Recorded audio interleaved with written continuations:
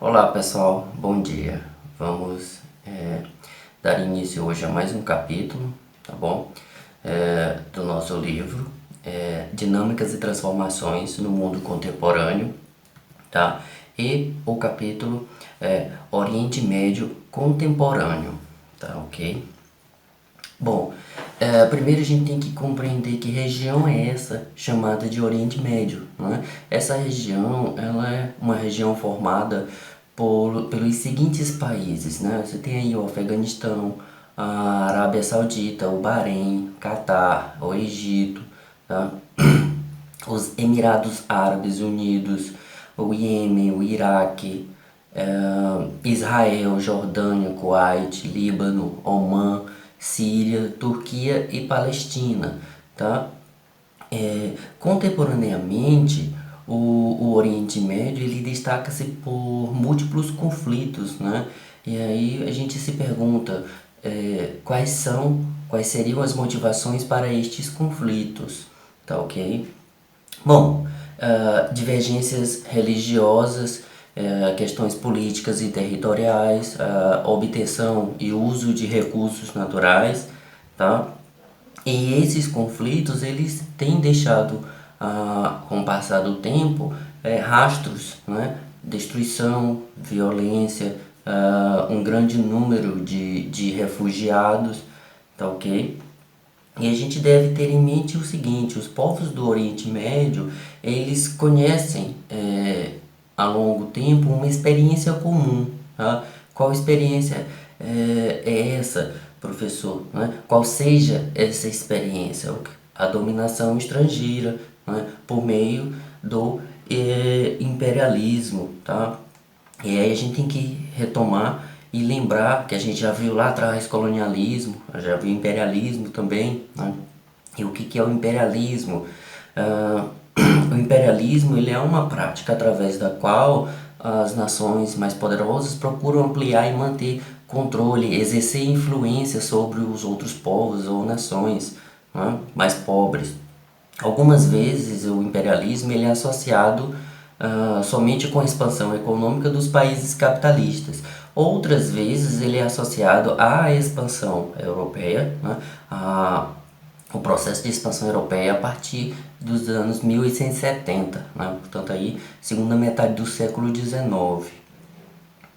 E muito embora o imperialismo signifique o mesmo que colonialismo, os dois termos às vezes são usados da mesma forma, né? Mas a gente deve ter em mente que há distinções entre colonialismo e imperialismo, né? Que distinções são essas? Bom, o colonialismo ele normalmente implica em um controle político envolvendo a anexação dos territórios e a perda da soberania daqueles territórios anexados, certo? Ao passo que o imperialismo ele se refere em geral ao controle e influência que é exercido tanto formal como informalmente, direta ou indiretamente, política ou economicamente. Tá bom? Então a gente volta aqui, após explicar os conceitos, né, a gente volta aqui para a questão dos refugiados no Oriente Médio, né? Os rastros desses conflitos no Oriente Médio, destruição, violência, número crescente de refugiados, tá? Então, os povos do Oriente Médio conheceram essa experiência em comum, que é o que? A dominação estrangeira, tá bom? Então, a gente tem aí, até o início do século XX, toda essa região ela foi controlada pelo Império Turco Otomano, tá? Ao final da Primeira Guerra Mundial, pelo Tratado de Sèvres, em 1920, a Grã-Bretanha exerceu o mando colonial sobre o Iraque e a Palestina, né? A França também tomou conta, passou a controlar a Síria e o Líbano. E aí, com exceção do Iêmen e da Arábia Saudita, toda aquela região passou para o domínio inglês ou o domínio francês a partir de 1920. Bom, e aí eu tenho aqui uma questão para que os alunos pensem, né? A questão dos refugiados. Bom, quantos refugiados as guerras do Oriente Médio já produziram, né? Quais têm sido as ações da ajuda humanitária internacional, aí incluídas as ações da ONU, né? Bem como da comunidade internacional de um modo geral, em relação aos refugiados, tá bom? Os alunos devem responder a estas indagações e enviar na forma de texto dissertativo argumentativo como atividade avaliativa, né? Envie para o meu e-mail até o dia 5 eu estarei recebendo, tá? Um arquivozinho no Word, um texto argumentativo dissertativo respondendo a esta questão, né? Qual é a questão, professor? Quantos refugiados as guerras do Oriente Médio já produziram? Né? Quais têm sido as ações da ajuda humanitária internacional, aí incluídas a ONU, né? Bem como a comunidade internacional como um todo?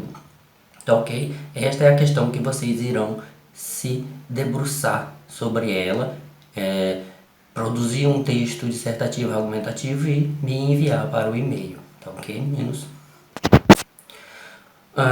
Bom, vamos lá, vamos dar continuidade, tá? O Oriente Médio no início do século XX. Bom, estamos falando de uma vasta região que tem seus limites entre o mar Mediterrâneo e a Índia, tá?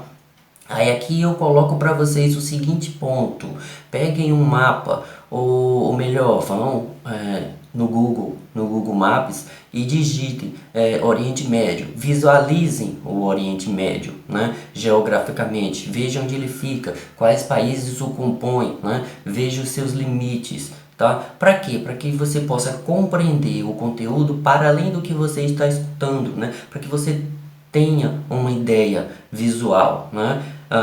Não bastam palavras, é preciso que se visualize a geografia do que nós estamos estudando, né? Ou seja, Oriente Médio geográfico, tá bom? Façam este exercício, façam este pequeno exercício que é um exercício de fixação de conteúdo, tá ok? Bom, seguindo, né, nos países que formam a região do Oriente Médio, vivem mais de 270 milhões de habitantes, congregando aí em diversas etnias, tá? E aí a gente chega aqui em um outro conceito que merece uma explicação, etnia. Então é um conceito da antropologia, né, que significa falar em etnias, né? Uma etnia é o quê? Uma coletividade de indivíduos que se diferencia por sua especificidade sociocultural, tá? Refletida principalmente na língua, na religião e maneiras de agir. Então, um grupo étnico, né? Para alguns autores, a etnia ela pressupõe uma base biológica, podendo ser definida por uma raça, uma cultura ou ambas. Tá? O termo ele é evitado, porém, né, por parte da antropologia atual, por não haver recebido uma conceituação precisa, mas é comumente empregado na linguagem.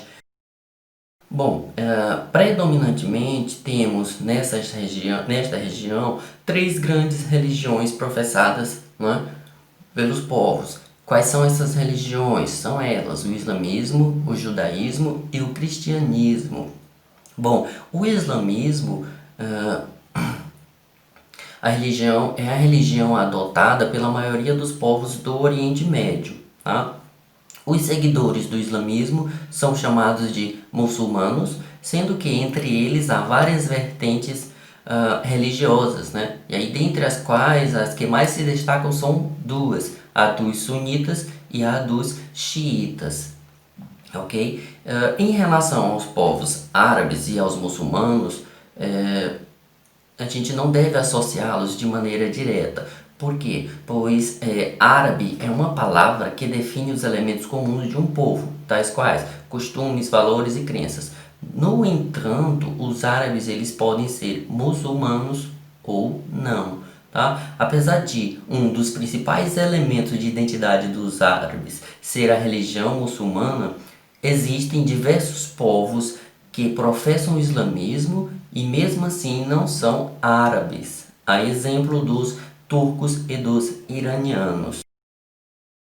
Bom, em relação ao restante do capítulo, Eu quero que cada aluno leia, fiche todo o capítulo e na próxima aula esteja preparado para falar sobre partes específicas do conteúdo, né? As quais serão solicitadas por mim, né?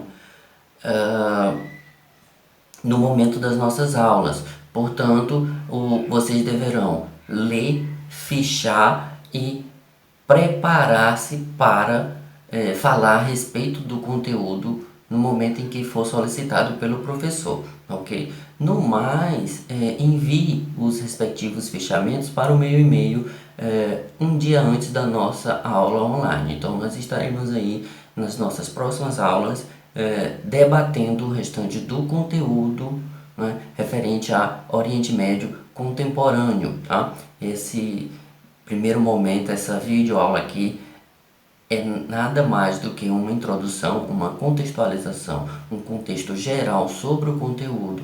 Então, nós estaremos nas nossas aulas online dialogando, aprofundando e discutindo parte a parte o restante do conteúdo, tá ok? Até mais. Abraços.